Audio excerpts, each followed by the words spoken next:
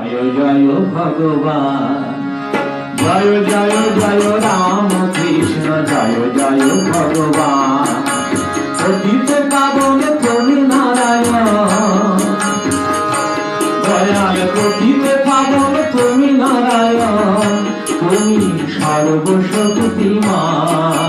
জয় জয় জয় রাম কৃষ্ণ, জয় জয় ভগবান, জয় জয় জয় রাম কৃষ্ণ, জয় জয় ভগবান।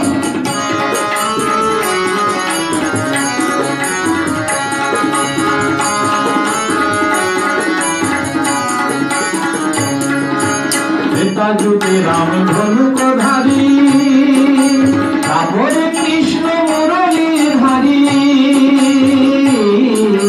ত্রেতা যুগে রাম ধনুকধারী, তারপরে কৃষ্ণ মুরলীর হারি। কলিতে নিমায় বুদ্ধ খ্রিস্ট, ঠাকুর কলিতে নিমায় বুদ্ধ খ্রিস্ট, জয় জয় জয় রাম কৃষ্ণ।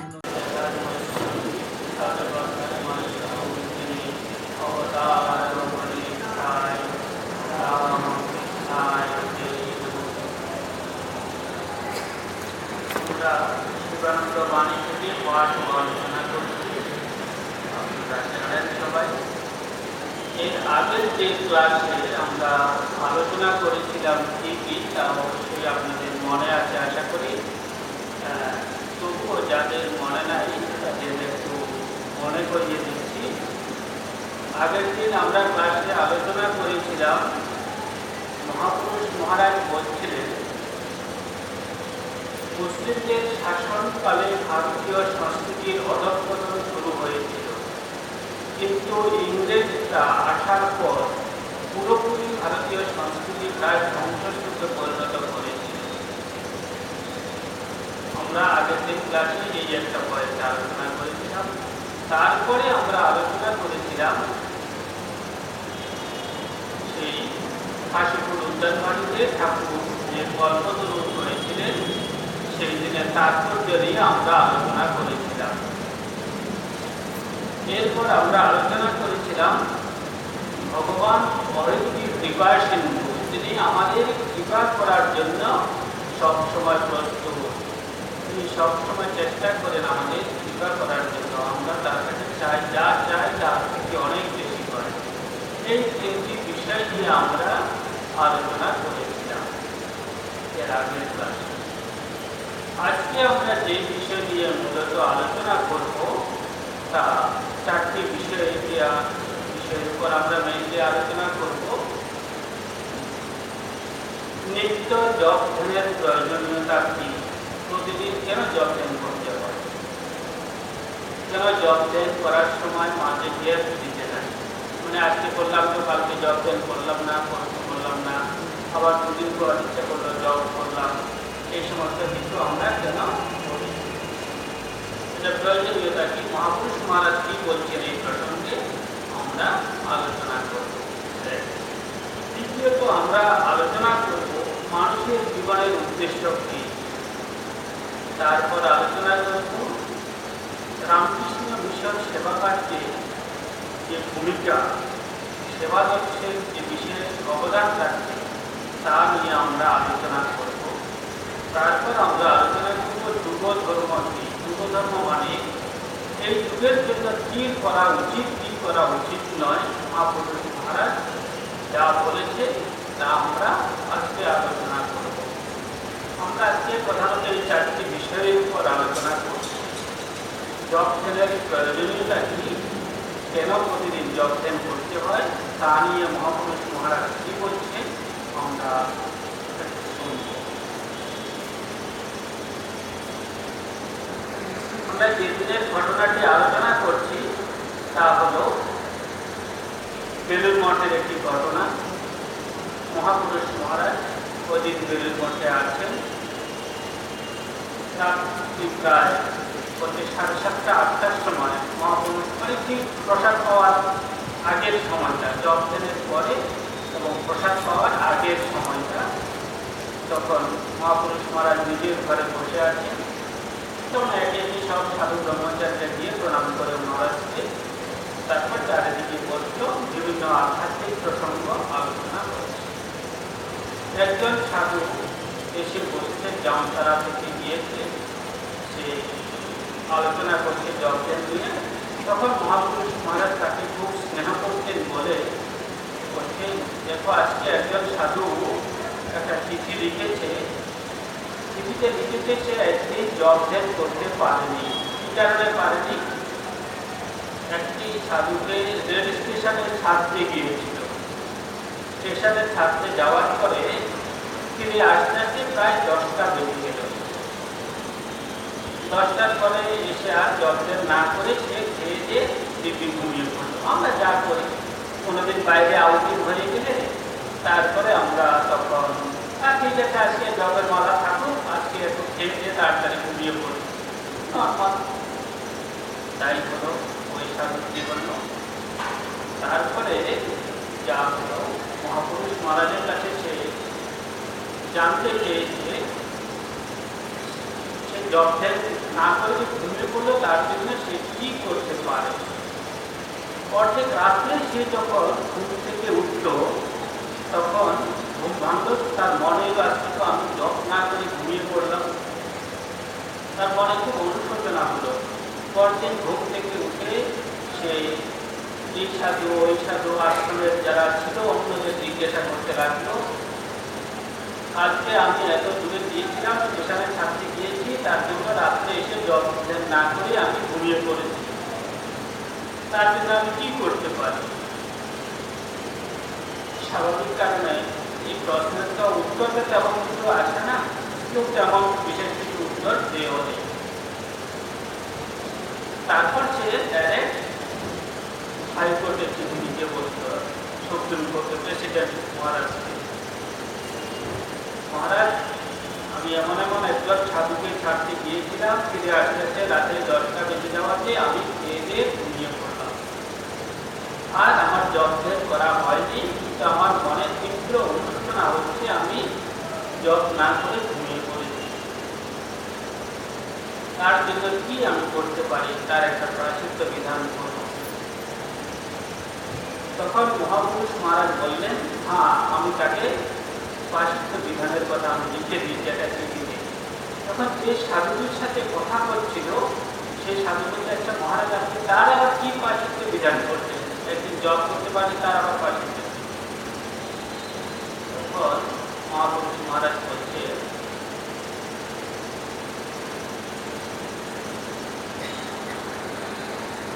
প্রায়শ্চিত্ত আপনি একদিন উপোস করবে, সারা দিন রাত উপোসে থেকে যত পারবে জপ করবে, অবশ্য একেবারে নির্জলা উপোস নয়, সামান্য সামান্য 2-1 পয়সার মুড়ি মসজিদ খাবে, রাতে যতক্ষণ পারবে জপ করবে, অন্তত 10,000-এর কম যেন না হয়, এইরূপ নিষ্ঠা থাকা খুব ভালো।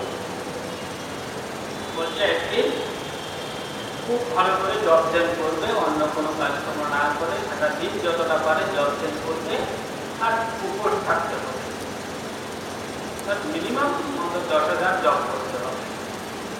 আসলে এই যে কথাটা বলেছে, ওটার পেছনে মহারাজ ওনার কিছু বিষয় ছিল, বা কি আমরা সে বিষয়ে বিস্তারিত আলোচনা করার মতো আমাদের ক্ষমতা নেই।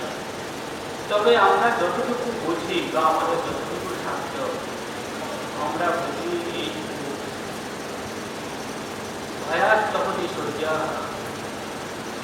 পর্যন্ত ভয়ে তাপ যে আমাদের প্রত্যেক কিছুর সাথে একটা ভয় যুক্ত করে রাখা আছে।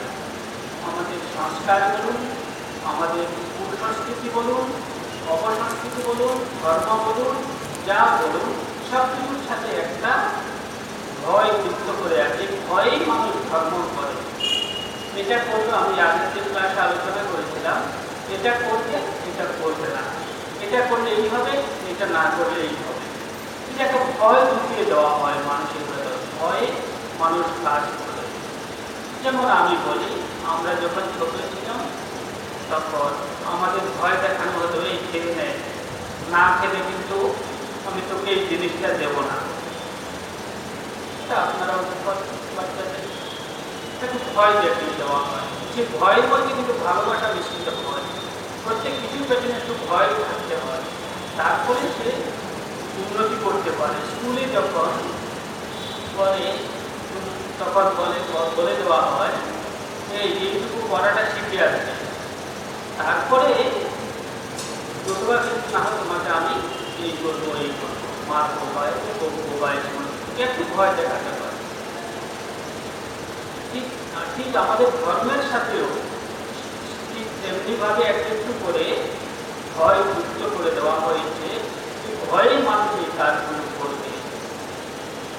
মহাপুরুষ মহারাজ বলছেন সারাদিন জব ধ্যান করো, সারাদিন জব ধ্যান করতে হবে, তার যদি কি করতে হবে উপবাস থাকতে হবে।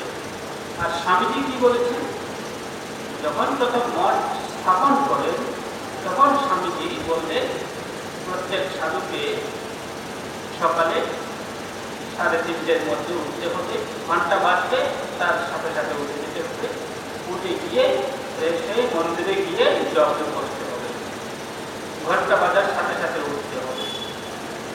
কিন্তু তার আগে এর মধ্যে নিয়মকানুন কোথাও ছিল না সন্ন্যাসী সঙ্গে। এই নিয়ে স্বামীজির সাথে তার গুরু ভাইদের মধ্যে দ্বন্দ্ব শুরু হয়। লাটু মহারাজ তো বলেই করছিলেন ঘন্টা বাজবে আর সাথে সাথে জবে বসে যাবো, বাবা আমি এত বড় আধ্যাত্মিক পুরুষ করিনি। লাটু গর্বের মতো আসলে ওরা তো স্বামীজিকে ঠিক বুঝতে পারছেন না। আমি আজকেই চললাম, গঙ্গা পার হয়ে আমি আজকেই চললাম, আমি আর মঠে থাকছি না, আমি এত ঘন্টা বাজবে সাথে সাথে জব ছেড়ে বসে যাবো, তা পারবো না। তখন স্বামীজি খুব চিন্তায় পড়ে গেলেন। নবীন ও প্রবীণের মধ্যে যে চিন্তা ভাবনা কাজ করবে, যে দ্বন্দ্ব, তা সবসময় আগেও ছিল, এখনো আছে, পরেও থাকবে। তখন স্বামীজি চিন্তা করে গেলেন কি করতে হবে। মঠে যদি নিয়মই করতে হয় সবার জন্য একই নিয়ম, নবীনদের জন্য একরকম, প্রবীণদের জন্য একরকম, তা তো পারে না। স্বামীজি চুপ করে রইলেন। লাটু মহারাজ চলে যাচ্ছে, একটু যাওয়ার পরে তাকে আবার আরেকজনকে দিয়ে নিয়ে চলে আনলেন। বলে তুমি ফিরে আসো, তোমার জন্য এই নিয়ম নয়, তোমাকে এই নিয়ম থেকে ছাড় দেওয়া হলো, তুমি যেতে হবে না। এই হলো আমাদের অবস্থা। মানে সেই একটা নিয়ম থাকতে হয়। ওই জন্য বলছি মহাপুরুষ মহারাজ বলছিলেন সারাদিন না খেয়ে জপ করতে হবে। আপনারা এখানে অনেকের মধ্যে কেউ হয়তো আছেন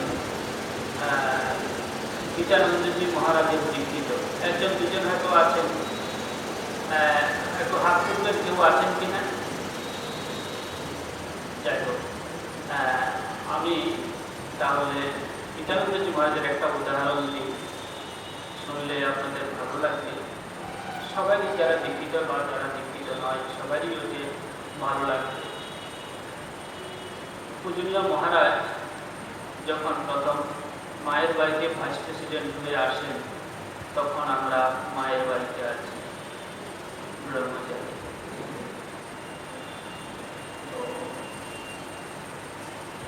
মহারাজ দেবী প্রচুর জপ করতেন, আপনারা সবাই জানেন, নানাভাবে দেখেছেন। বিশেষ করে এই এলাকায় যারা আছেন তারা তো সবাই জানেন মহারাজ সবসময় জপের মালা নিয়ে ঘুরতেন। তারপর উনি যখন দীক্ষা দেওয়া শুরু করলেন তখন স্বাভাবিক কারণে উনি সকাল ব্রেকফাস্ট করার আগ পর্যন্ত যা জব করার তো করছেন, তারপরে ব্রেকফাস্ট করে গিয়ে আবার যোগে বসতেন। একটু ফ্রেশ হয়ে একটু পাঠ টাঠ শুনলেন, আমরা দু একটা কোনো বই পাঠ করতাম, কোনোদিন প্রথম দিতে অবশ্য বিকালে আর রাত্রে হতো। আর সকালবেলা আমরা মনে আছে উদ্ধব গীতা পাঠ করতাম। মহারাজ কখনো কখনো কোন জায়গায় আমাদের প্রশ্ন থাকলে উত্তর দিয়ে দিতেন। তো যাই হোক, সে পাঠের পরে মহারাজ আবার জবে বসে যেতেন। ওটা ছিল মহারাজের মৃত্যুবাস। কিন্তু যখন দীক্ষা দেওয়া শুরু হলো তখন মহারাজ আর সেই সকালবেলা ওই সময় জব করতে পারছেন না। তারপর আরো কিছুদিন যাওয়ার পরে সকাল এবং বিকাল দুবেলা মহারাজকে প্রণাম নিতে হতো। আপনারা অনেকেই জানেন সকালেও প্রণাম হতো, বিকালেও প্রণাম হতো। তখন অনেক দূর থেকে অনেক দর্শনার্থী আসতো, সকালের সহযোগিতার প্রণাম। তো এই সমস্ত কারণে মহারাজের জপের সময়টা একটু করে কমে যাচ্ছে। তাতে মহারাজের মনে খুব দুঃখ, মহারাজের মনে দেখলাম খুব ভারাক্রান্ত। তারপরে কেন কি জানি না, প্রধান সেবকের কাছ থেকে শুনলাম যে জপের সময়টা কমে যাচ্ছে, তার জন্য মহারাজের খুব মানে। তো এই জন্যই কতগুলো নিয়ম আমাদের জীবনে দরকার। মহাপুরুষ মহারাজ বলছেন না গিয়ে জপ ধ্যান করতে হবে। যেদিন আমরা মালা উপোস রাখতে নাই, যেদিন মালা উপোস থাকে কোনো কারণে, তাহলে তার একমাত্র প্রায়শ্চিত্ত এতে না গিয়ে সারাদিন জপ করা। একটা ওটার সাথে অ্যাকচুয়ালি ধর্মের কোনো সম্পর্ক নেই, জাস্ট আমাদের রক্ষার জন্য কতগুলো বাইন্ডিং করে দেওয়া। আমরা যাতে নিজগুলো ধর্মকে রক্ষা করি, আমরা যাতে সৎ পথে চলি। যখন আপনারা বয়স হয়ে যায়, দেখা যায় বয়স হয়ে গেছে, বাড়ির ছেলেরা মেয়েরা বৌমারা চিন্তা করছে এখন এই গাড়িতে উঠে বাসে উঠে গেলে পুরোপুরি আবার কোথায় গিয়ে পড়বে। তখন ওনারাও এখন কতগুলো ভয় দেখিয়ে দেয়, না আপনি এইভাবে যাবেন না, আপনি এইভাবে গেলে তাহলে আমি এটা করবো ওটা করবো না, এটা আপনার জন্য করে রাখবো না। ওটা একটা ভালোবাসা থেকে বা রক্ষা করার জন্য কতটুকু ভয় দেখিয়ে দেওয়া হয়। এটার সাথে ধর্মের কোনো যুক্ত নেই, ওটা জাস্ট আমাদের রক্ষা করার জন্য এই সমস্ত নিয়ম কানুনগুলো করে দেওয়া আছে। তখন যে সন্ন্যাসীর সাথে কথা বলছিল মহাপুরুষ মহারাজ, সেই জামতারার যে সন্ন্যাসী, ওই সন্ন্যাসীর সাথে মহাপুরুষ মহারাজ কথা বলছিলেন। তখন ওই সন্ন্যাসী বলছেন, ওই সন্ন্যাসীকে স্বামী ব্রহ্মানুভূতি মহারাজ বলেছিলেন রোজ 10,000 জপ করতে হবে, অন্তত 1 বছর যেমন করে দেখতে করেছিলেন। অন্তত 1 বছর ডেলি 10,000 করে জপ করার কথা ওই জামতারার সাধুকে ব্রহ্মানন্দ মহারাজ বলেছিলেন। কিন্তু ওই সন্ন্যাসী বলছে আমি কিছুদিন করলাম, তারপরে আমার দিন দিন এত কাজ বেড়ে গেল, আমার পক্ষে আর তা সম্ভব হয়নি ওটা মেনটেন করা। তখন মহারাজ যা বললেন, মহাপুরুষ মহারাজ তার উত্তরে যে কথাটি বলছেন আমরা বহু পাঠ করছি। মহারাজ, এমনটা কখনো কখনো হয় যে কাজকর্মের চাপে ধ্যান জপ কমে যায়, তবে একেবারে না করা ভালো নয়। অবশ্য কাজকর্ম তাতেও তারই স্মরণ মরণ হয়, কিন্তু তা বলে জপ ধ্যান একেবারে বাদ দিলে চলবে না। কাজকর্ম আর কতদিন? এমন সময় আসবে যখন আর কাজকর্ম করার শক্তি সামর্থ্য থাকবে না। তখন কি নিয়ে থাকবে বলো? এছাড়া ধ্যান জপ সাধন ভজন যদি সঙ্গে সঙ্গে না থাকে, তাহলে কাজের ভাবই নষ্ট হয়ে যাবে। তখন শ্রী ভগবানের কাজ ভুলে গিয়ে নিজের কাজ বলে মনে হয়, অহংকার অভিমান এসে জুটে এবং কাজে চিত্তশুদ্ধ না হয়ে অশুদ্ধ হতে থাকে। জীবনের উদ্দেশ্য তো আর কাজ করা নয়, ভগবান লাভই হল জীবনের একমাত্র লক্ষ্য। যে কাজ তাকে ভরিয়ে দেয় সে তো মহা অকাজ। শত কাজের ভিতর নিয়ম মতো জপ ধ্যানাদি করতে হয় এবং তা থেকে চিত্তের প্রসন্নতা আসবে, আর তখনই মানুষ সঙ্গে কর্ম করার কৃতি অধিকারী। প্রসঙ্গে বলি, স্বামী বিবেকানন্দ যখন মঠ প্রথম শুরু করেন, উনি বলছেন মঠের 2টি অংশ থাকবে, একটি অংশ থাকবে মঠ, আরেকটি অংশ থাকবে মিশন। মঠে মিশনে সারাদিন সাধুরা কাজ করবে, তারপরে মঠে এসে সেখানে জপ ধ্যান করবে। সারাদিন যা কাজকর্ম করলো সেই জপ ধ্যানের মাধ্যমে তা বাস্তবে রূপ দেবে, সেবা হিসাবে রূপ দেবে। অ্যাকচুয়ালি জব কাজের সাথে সাথে যদি জব ধ্যান যদি না থাকে, কাজ মহা অকাজ হয়ে যায়। তখন আমাদের মনে নানা ধরনের অহংকার, নানা কিছু এসে উঠে। তাই শুধু কাজ আমাদের জীবনের উদ্দেশ্য নয়, আমাদের জীবনের উদ্দেশ্য একটাই, ভগবান লাভ। কাজ কর্ম এগুলো জাস্ট একটা সাপোর্ট। যখন আমাদের প্রথম আশ্রম শুরু হয়, উদ্বোধনে মা আছেন একজন সাধু, একজন ব্রহ্মচারী। মায়ের কাছে এসে বলছেন, আচ্ছা মা, এই সমস্ত বই বিক্রি, এই সমস্ত এগুলো করে কি হবে? এগুলো তো শুধু শুধু আমাদের জবদের সময় নষ্ট করে। তখন মা বলছে, সারাদিন কি জবদের নিয়ে থাকতে পারবে? আমার নরেন যা করেছে ঠিকই করেছে। যার ভালো লাগে সে ওই বই বিক্রি বা ইত্যাদি ইত্যাদি যে সমস্ত কাজকর্ম আছে ইত্যাদি করবে, আর বাকি সময় জব ধ্যান করবে। আর যার ভালো না লাগবে না সে চলে যাবে। আমাদের মধ্যে এই চিন্তাধারা নিয়ে সবসময় একটা আগেও ছিল, এখনো আছে। আমাদের কোনটা মেইন? অনেকের মতে আমাদের প্রথম কাজ হলো, সাধুদের কাজ হবে, সাধারণ দৃষ্টিতে যা বোঝা যায়, সাধুদের কাজ হবে জব ধ্যান করবে, পড়াশোনা করবে, আবার এই সমস্ত কাজকর্ম এই করবো ওই করবো, এই সমস্ত এগুলো কেন করবো আমরা? এটা একটা মন্তব্য। আবার কারো কারো মতে না, কাজকর্মের মাধ্যমে চিত্ত শুদ্ধি হবে। মহাপুরুষ মহারাজ ওটা বলছে, কাজকর্ম করতে করতে প্রথম কাজ করে নিতে হয়, প্রথম কাজ করে মনকে শুদ্ধ করতে হয়, সাথে সাথে আবার জব ধ্যান করে তার ব্যালেন্স রাখতে হয়, নতুবা অহংকার এই সমস্ত কিছু এসে পড়ে। তার জন্য আমাদের কি করতে হয়? প্রথম কাজ করে মনকে শান্ত করতে হবে, মনকে ঈশ্বরমুখী করতে হবে। তারপর ধীরে ধীরে ধীরে ধীরে চিত্ত শুদ্ধ হলে জব ধ্যান হচ্ছে, তারপর একটা কাজ আপনিই চলে যাবে। ঠাকুর শ্রীরামকৃষ্ণ দেব প্রথম দিকে সেই কথা বলেছে, কাজ আপনিই চলে যাবে।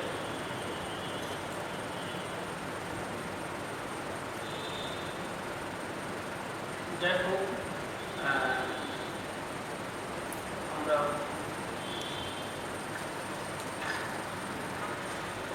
এই বিষয় নিয়ে আলোচনা করব।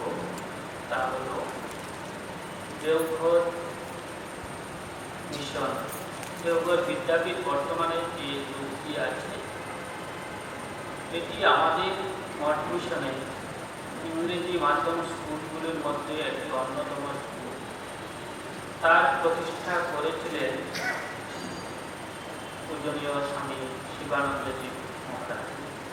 তিনি সেখানে গিয়েছিলেন। সেখানে যাওয়ার পরে স্কুল প্রতিষ্ঠার দিন, স্কুল প্রতিষ্ঠা উপলক্ষে কয়েকদিন আছেন। স্বাভাবিক কারণে সেখানকার ভক্ত সাধুদের মধ্যে একটা আনন্দের একটা স্রোত বয়ে গেল সেই কয়েকদিন। তখন একদিন এক সাধু প্রশ্ন করছে, মহারাজ, আপনি তো অনেক ভ্রমণ করেছেন, অনেক জায়গায় ঘুরেছেন, সেই সম্পর্কে কিছু বলুন, আপনার ভ্রমণ বৃত্তান্ত বলুন। তখন মহাপুরুষ মহারাজ বলছেন, সে আর কি বলবো, তা একদিন হয়ে গেছে। তখন একটা সময় তা অনেক করেছে, কিন্তু তা সেই জব ধ্যান করে আর থাকতে স্বামীজি দিল কোথায়? স্বামীজি দেননি, সেই সুযোগ দেননি। সারা জীবন জব ধ্যান করে সেই গিরি গুহায় কাটিয়ে দেবেন, সেই সুযোগ স্বামীজি দেননি, ঠাকুরও দেননি। ঠাকুর স্বামীজিকে সেই তপস্যা থেকে, হিমালয় থেকে নামিয়ে এনেছে, তপস্যা থেকে নামিয়ে এনে মানুষের সেবায় কাজে লাগালেন। এখানে একটি প্রশ্ন আসছে, যে প্রশ্নটি আসছে তা তো আমরা একটু আগে বলেছি,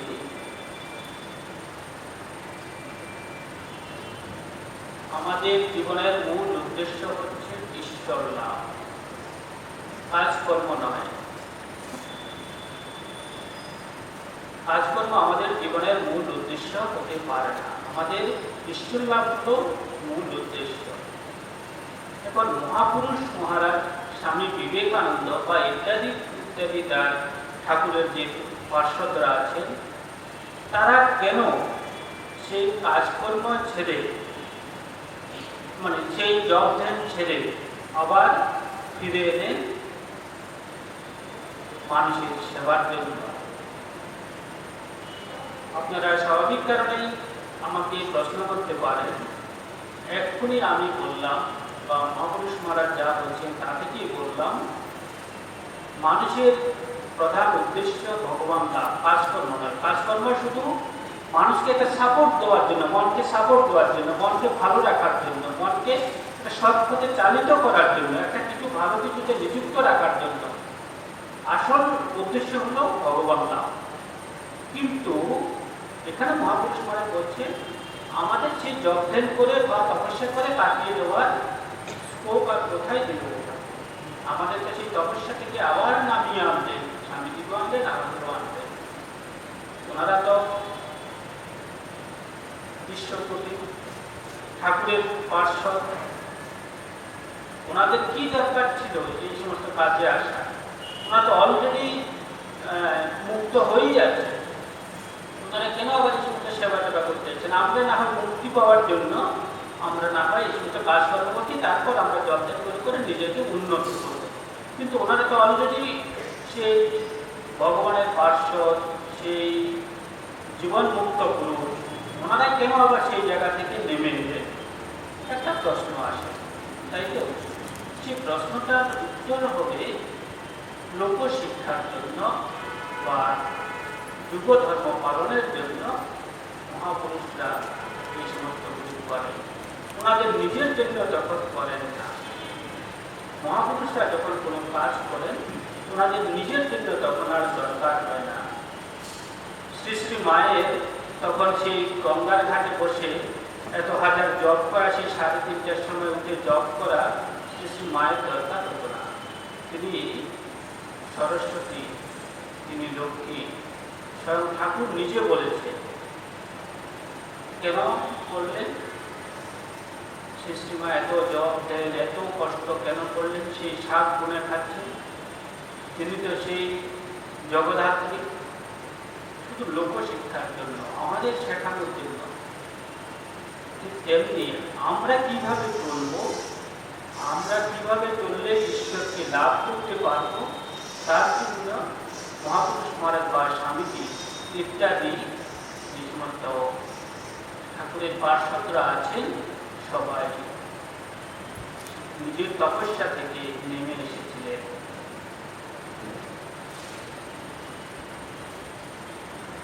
মহারাজ বলছে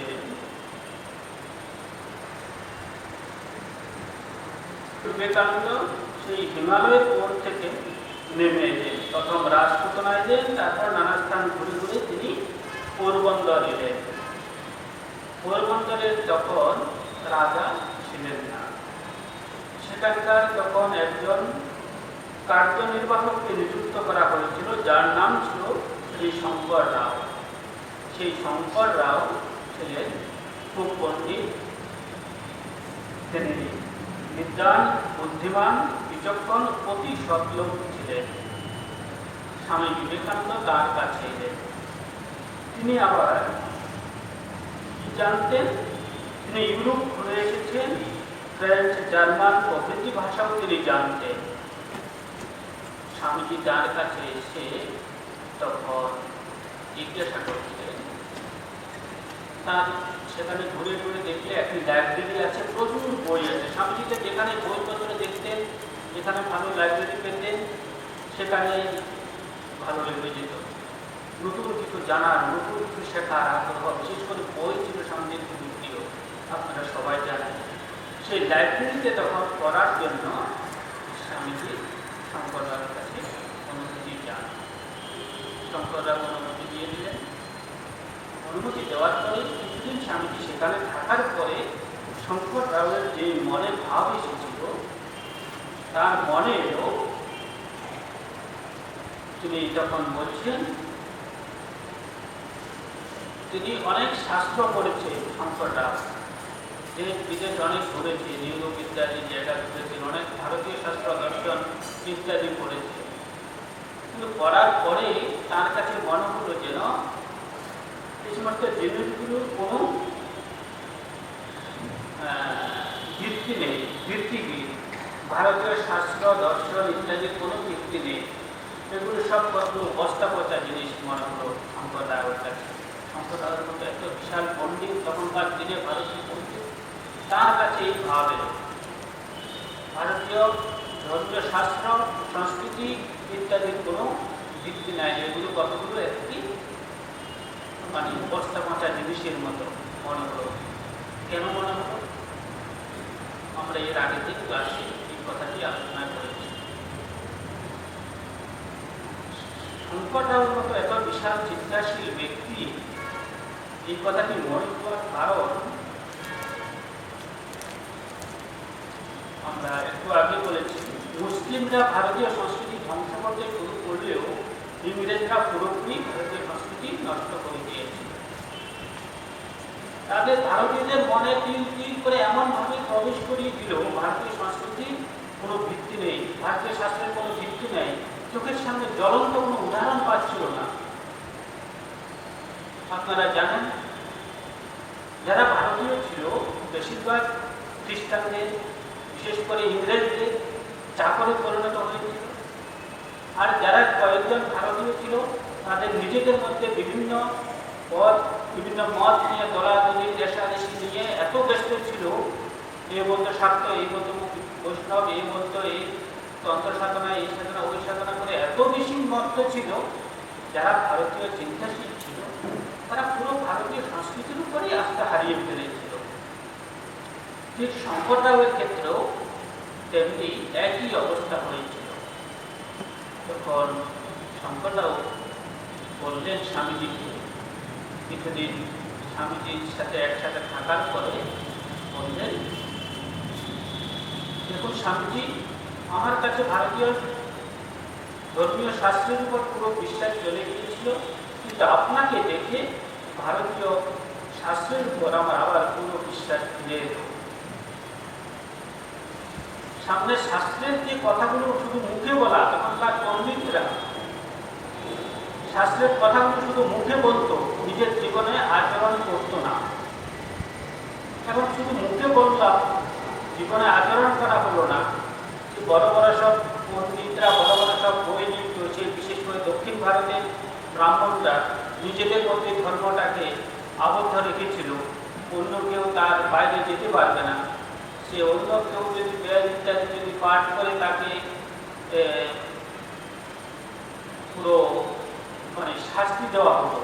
অন্য কারো কাছে ধর্মীয় গ্রন্থ পাঠেরই কোনো ইয়ে ছিল না। এমনকি বেদ যদি কোনো যদি অব্রাহ্মণ যদি সত্য, তার কানে নাকি তপ্ত সীসা পর্যন্ত ঢেলে দেওয়া হতো। এই ধরনের অবস্থা ছিল।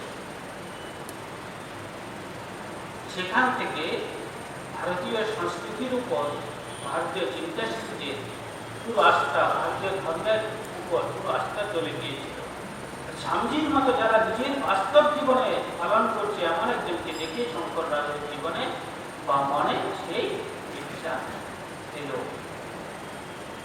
তার কাছে তখন মনে হলো, না, ভারতীয় যে শাস্ত্র, যে ধর্ম, তার ভিত্তি আছে, তার সত্য। ভারতীয় পুরাতন ঋষিরা যারা বলে গেছেন তার সব নিজের বাস্তব জীবনের অভিজ্ঞতা থেকে বলে গেছে। স্বামীজির জীবন থেকে শঙ্করদেবের মনে হয়েছে। শুধু শঙ্করদেব নয়, তখনকার বহু রাজা বিদ্বানদের মনেও এই জিনিসটা তখন স্বামীজির জীবনকে সামনে দেখে মনে হলো ভারতীয় শাস্ত্র, ভারতীয় দর্শন সত্য, তারা উপলব্ধি করতে। তখন শঙ্কররাও বলছেন স্বামীজি,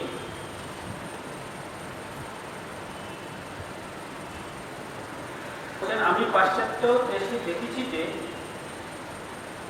ও দেশের চিন্তাশীল ব্যক্তিগণ আমাদের হিন্দু ধর্ম, দর্শন ও শাস্ত্রাদি সম্বন্ধে জানবার জন্য, কিন্তু এমন লোক তারা এখনো পায়নি যিনি তাদের নিকট এইসব শাস্ত্রাদি ঠিকভাবে ব্যাখ্যা করতে পারেন।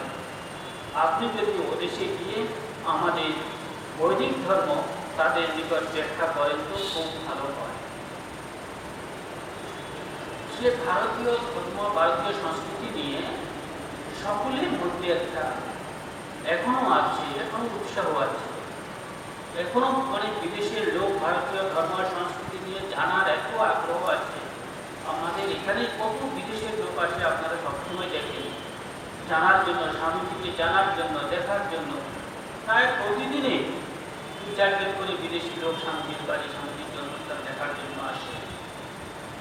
কখনো কখনো অনেক বড় বড় গ্রুপও এসে যায়। কখনো কখনো দেখি সকালবেলা আমরা যখন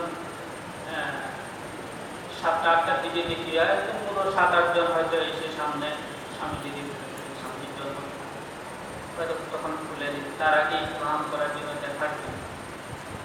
ভারতীয় সংস্কৃতি, ভারতীয় সংস্কৃতিকে জানার আগ্রহ তখনও ছিল, এখনো আছে মানুষের, কিন্তু ঠিক মতো ভারতীয় সংস্কৃতি কি জিনিসটা তুলে ধরার মতো তখন অভাব ছিল।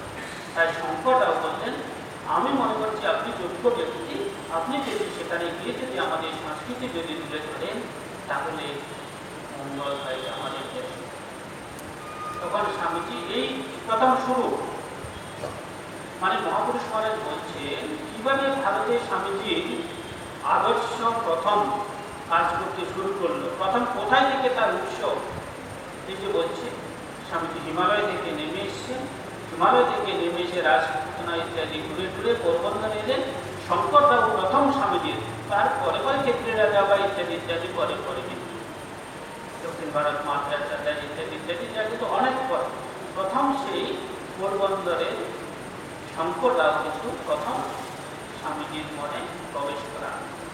যখন শঙ্কররাও বলেন আপনি যেতে পারেন, কিন্তু স্বামীজি বললেন ঠিক আছে আমি যাবো, আমার আর কি, আমি সাধু সন্ন্যাসী মানুষ, আমার জন্য এই দেশটি আর ও দেশটি, সব দেশই তো আমার, আমি যেতে রাজি আছি। ঠিক আছে আপনি যাবেন, কিন্তু যাওয়ার আগে আপনাকে সেই দেশের ফরাসি ভাষা শিখতে হবে। আমি ফরাসি জানি, আমি আপনাকে ফরাসি শেখাবো। আমি বললেন বা বেশ, আমি শিখবো। তাহলে স্বামীজি সেখানে বিদেশ থেকে ফরাসি শিখতে। এইদিকে স্বামীজির খোঁজ খবর তার গুরু ভাইরা অনেকদিন ধরে পাচ্ছেন না, দীর্ঘদিন ধরে। তার জন্য অনেকদিন অনেক সময় ভাবছেন কোথায় আছেন, কোথায় গেলেন ইত্যাদি। তারপর দেখা গেল একদিন হঠাৎ শ্রী আলমবাজার মঠে একটি চিঠি এলো। সেই চিঠিটা কিছুই বুঝা যাচ্ছে না। তখন রাখাল মহারাজ, শশী মহারাজ আর সারদা মহারাজ সামান্য একটু ফরাসি জানতেন।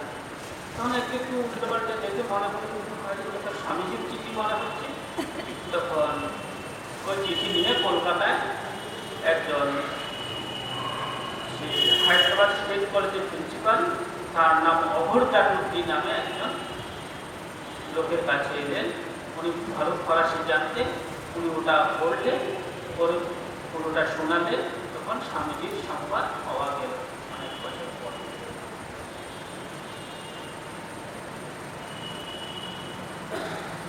তারপর মহাপুরুষ মহারাজ এক করে বলছে,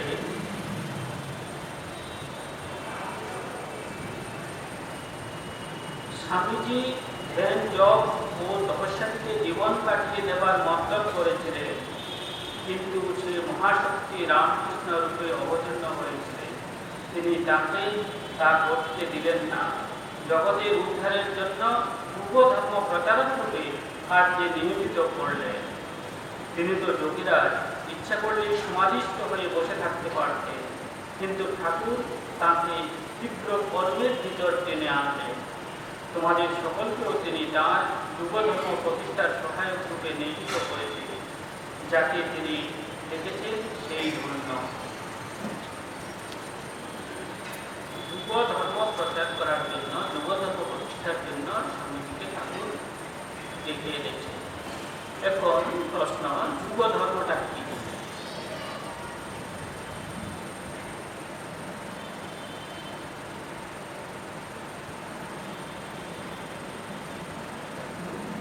যুবধর্ম প্রচার বা যুবধর্ম প্রতিষ্ঠা। যুবধর্ম মানে যে যুগে যেটা প্রয়োজন হয়, এই যুগে কি প্রয়োজন আছে, এখনকার যুগে কি প্রয়োজন ছিল, তার জন্য ঠাকুর দেখে স্বামীজিকে বা তার শিষ্যদের। ঠাকুর দেখেছিলেন, আমি একটু আগে বলছিলাম, প্রত্যেক মানুষের বিভিন্ন মত পথ নিয়ে যে দ্বন্দ্ব ছিল, এগুলো থেকে সমন্বয়ের একটা যে বার্তা দেওয়ার জন্য একটা দরকার ছিল, সমন্বয়ের বার্তা।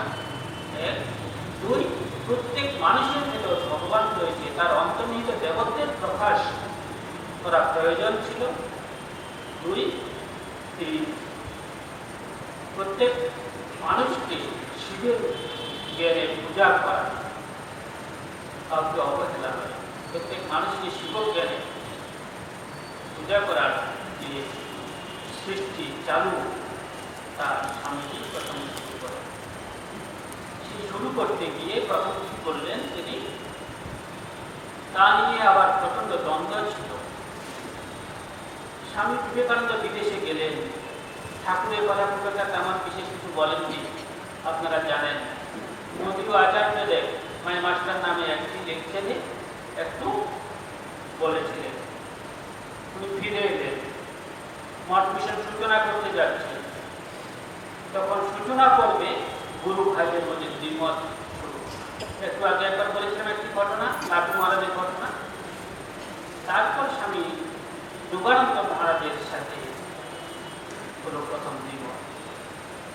যোগানন্দ মহারাজ বলছেন, তুমি তো ওই দেশে গেলে, ও দেশে গিয়ে ওদের সাথে মিশলে, ওদের সাথে সেই নিজের মতই প্রকাশ করে এলে,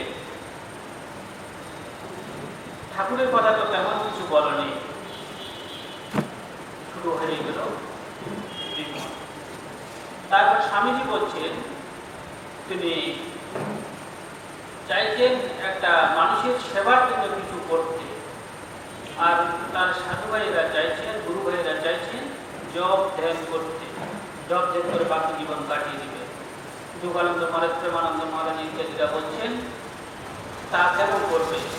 সাধুরা কেন কাজকর্ম করবে? সাধুরা তো কাজকর্ম করবে না, সাধুরা তো জপ ধ্যান করে কাটিয়ে দেবে। এই দুটো মতের মধ্যে একটা ব্যবধান, দুটো মতের মধ্যে একটা সবসময় চলল। তখন স্বামীজি বলছে, কতটুকু স্বামীজিকে মূর্খ, তোরা কতটুকু বুঝেছিস ঠাকুরকে? তোরা তো মূর্খ, আমি কি ভুল পথে চলছি? তোরা ঠাকুরকে কতটুকু বুঝেছিস, কতটুকু চিনেছিস? যোগানন্দ মহারাজ, তোরা ভাবলি শুধু তোরাই বুঝলি, আমরা কিছু বুঝলাম না, তা ঠিক নয়। তার মধ্যে এত তর্ক হচ্ছে, তারপরে স্বামীজি এই কথা করে আবেগপ্রবণ, তখন সেই বিভিন্ন সেবা কার্য, মানুষের সেবা বা বিভিন্ন সেবা কার্য শুরু করবে কি করবে না, এই নিয়ে যে দ্বন্দ্ব চলছে, তা নিয়ে স্বামীজি নিজের আবেগকে চাপা দিতে না পারে উনি তখন নিজে সেই জায়গা থেকে উঠে ওকে জল পড়তে করে দিলেন। তখন গুরু ভাইরা বলল, না ওটা ঠিক বলছে না, ওরা স্বামীজি যা করছে তাই ঠিক। স্বামীজির প্রিয় শিষ্য স্বামী কল্যাণানন্দ মহারাজকে স্বামীজি পাঠিয়েছিলেন সেই কর্মফলে। সেখানে যাওয়ার পরে কল্যাণানন্দ মহারাজ প্রথম একটা জায়গায় ছোট্ট একটা ঘরে হোমিওপ্যাথিক ওষুধ আর কিছু ব্যান্ডেজ এই সমস্ত কিছু নিয়ে বিশেষ সেবা শুরু করলেন। প্রথম 4 জন রোগীকে নিয়ে নিজের হাতেই সব কিছু করতে। তারপরে আস্তে আস্তে করে ওটা কেউ একজন টাকা দিল, কিছু ইয়ে হলো, বড় জায়গাতে করলো। তারপর 3টে ঘর হলো, তো ওই 3টে ঘরের মধ্যে হাসপাতাল, 3টে ঘরের মধ্যেই স্বামী কল্যাণানন্দ মহারাজ, নিত্যানন্দ মহারাজ যাচ্ছেন, থাকা খাওয়া সব এক জায়গায়, ওটাই হাসপাতাল। ঘুরে ঘুরে ঘুরে ঘুরে মানুষের সেবা করত। স্বামীজি বলছিলেন, সেই উত্তরাখণ্ডের সাধুরা, তাদের তো দেখার মতো কেউ নেই, তারা যারা ঠাকুরের নাম করে বাকি সারা জীবন কাটিয়ে দিবে বলে এসে, কিন্তু শেষ জীবনটায় তাদের খুব কষ্ট হয়, তাদের দেখার মতো কেউ থাকে না। তুমি তাদের গিয়ে সেবা করো। সেই স্বামীজির আদেশে সেই সাধুদের সেবার জন্য স্বামী কল্যাণানন্দ মহারাজ নিজে ঘুরে ঘুরে ঘুরে ঘুরে একটু হোমিওপ্যাথিক ওষুধ আর কিছু ব্যান্ডেজ ইত্যাদি নিয়ে নিজের হাতে সেবা করতে লেগে গেলেন। তারপরে ধীরে ধীরে আজকে সেই বিশাল মঞ্চে বাস করে। তা নিয়ে আবার দ্বন্দ্ব। তখনকার যে সমস্ত সাধু সমাজ, এই সাধুদের সেবার জন্য স্বামী কল্যাণানন্দ ইত্যাদি মহারাজরা গিয়েছিলেন, সেই সাধুই বদনাম করতে শুরু করল। কি বলল? এরা তো ভাঙ্গি সাধু, মেথড। এরা সেই পেশেন্টকে, রোগীদের মলমূত্র পরিষ্কার করে, জব ধ্যান পড়াশোনা কিছু করছে না, সারাক্ষণ এই সমস্ত কিছু করে যাচ্ছে। ওরা ভাঙ্গি সাধু, ওদের সাথে আমাদের সম্পর্ক তেমন একটা হতে পারে না, সুতরাং অ্যাকসেপ্ট করতে চাই। যাই হোক, সেখানে গেল, ওইভাবে আমাদের হাসপাতালে সেবা কাটবে। তারপর দুর্ভিক্ষ, সেই মুর্শিদাবাদে দুর্ভিক্ষের কাজে স্বামী অখণ্ডানন্দ মহারাজ প্রথম গেলেন, সে মহোদয়ের কথা শুনে। তারপর সেখানে প্রথম দুজন ছাত্রকে নিয়ে যখন দুর্ভিক্ষ শেষ হয়েছিল, সেই বিভিন্ন শরণার্থী বা বিভিন্ন উপস্থিতিদের দুর্ভিক্ষে যারা মারা গেল, তাদের বাচ্চারা রয়ে গেল, সেই বাচ্চাদের লেখাপড়ার জন্য অখণ্ডানন্দ মহারাজ প্রথম সেবা শুরু করেন। প্রথম দুজন বাচ্চাদের নিয়ে প্রথম শুরু করেন স্বামীজি গণমতি। তারপর দার্জিলিং থেকে আরো 4 জন শিশুকে নিয়ে আসেন। তাদের নিয়ে নিজের হাতে সব স্নান করানো, এই করানো, ওই করানো। তা নিয়েও তো অনেক সাধু ভাইরা চিন্তা করতে শুরু করলো, অনেকে চিন্তা করতে শুরু করলো। সাধু বাড়িঘর ছেলে এসে এখন পরের ছেলের মায়ায় করেছে, নিজের হাতে স্নান করাচ্ছে, খাওয়াচ্ছে নিজে, আবার বিভিন্ন জন থেকে টাকা কালেকশন করে এনে খাওয়াচ্ছে। যদি জবদের না করে এখন এইগুলো পরের ছেলেকে মানুষ করতে নিয়ে ওনাদের করার দরকার ছিল না। স্বামী কল্যাণানন্দ মহারাজ, স্বামী অখণ্ডানন্দ মহারাজের করার দরকার ছিল না। ওনারা অলরেডি মুক্ত পুরুষ। আমাদের সামনে দৃষ্টান্ত স্থাপনের জন্য আমরা কিভাবে যাব, কোন পথে চলবো, তার জন্য ওনারা করে গেছে।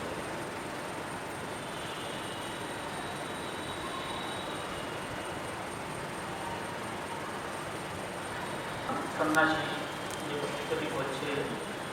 বলছে তপস্যা এবং সাধন ভজনের তো প্রয়োজন আছে। আপনারা কত করেছে, শুধু কাজকর্ম করলে তো হবে না, তপস্যা এবং সাধন ভজনের তো প্রয়োজন আছে। তখন মহাপুরুষ মহারাজ বলছেন, হ্যাঁ, সাধন ভজনের খুবই দরকার, তপস্যা হতে হয়। জীবনের গতি ভগবান করে রাখার একমাত্র উপায় ভজন সাধন। কিন্তু সেই ভজন সাধন বা তপস্যা শুধু একরকমই। এই যে তোমরা কত কষ্ট সহ্য করে, কত প্রতিকূল অবস্থার সঙ্গে সংগ্রাম করে ভগবানের কাজ করছো, এর একরকম তপস্যা। হচ্ছে এখানে কত কষ্ট, কত সহ্য করে তোমরা যে কাজ করছো, এর রকম তপস্যা। মহাপুরুষ মহারাজ বলেন, আগের দিনে সাধুদের তপস্যা ছিল কি, সেই পাহাড়ের পর্বতে গুহায় গিয়ে তপস্যা করবে। আর এখনের তপস্যা কি হলো, নিজের মনের সাথে লড়াই করবে, নিজের বাহ্যিক পরিবেশের সাথে লড়াই করবে। ওটাই হলো তপস্যা।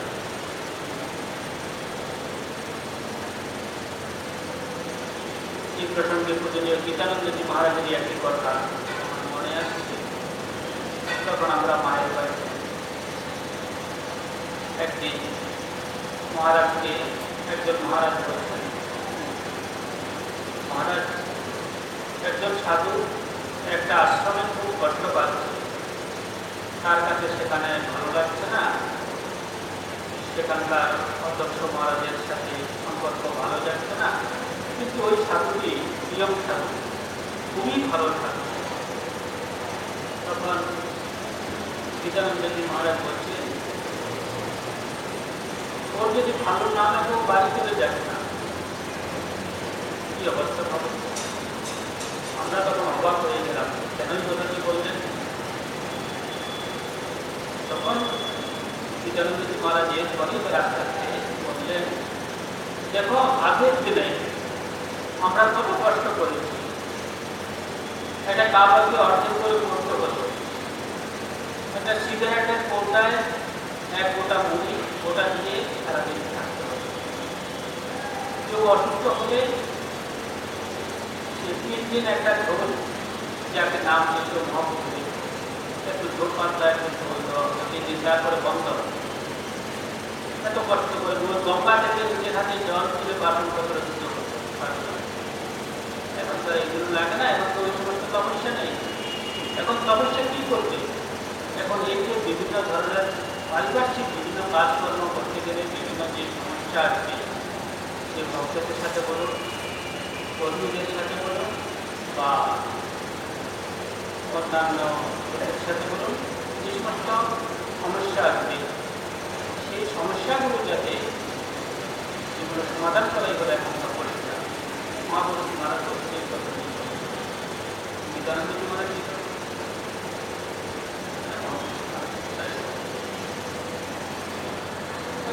বলছিলেন, এখানে একমাত্র উদ্দেশ্য, মানুষের একমাত্র উদ্দেশ্যটি রামকৃষ্ণ মানুষের যে আমাদের উদ্দেশ্যটি আত্ম উৎসাত্তম জগৎ হিতায় জগ,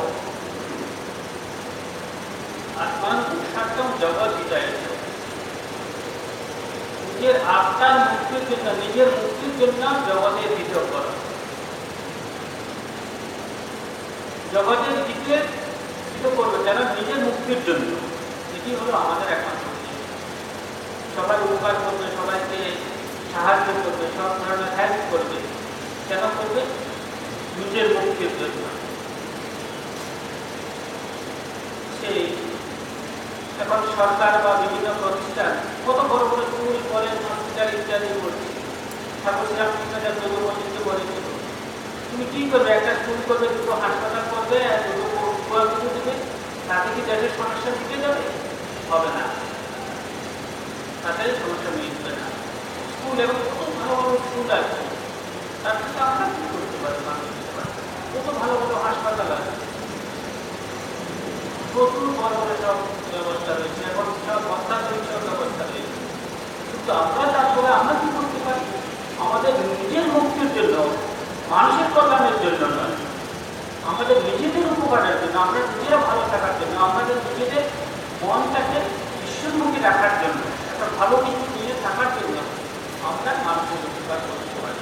এই সমস্ত স্কুল, কলেজ, হসপিটাল ইত্যাদি এগুলো আমরা চালাতে পারি। এই জন্যই বলছে আর কোনো উৎসাত্তম জগৎ হিতায়, জগতের হিতের জন্য নয়, নিজের আত্মার মুক্তির জন্য আমরা কাজ করে যাব। নিজের কাজ করতে করতে মন শুদ্ধ হবে, মন শুদ্ধ হলে তখন কি ঈশ্বরের দিকে মন আসবে।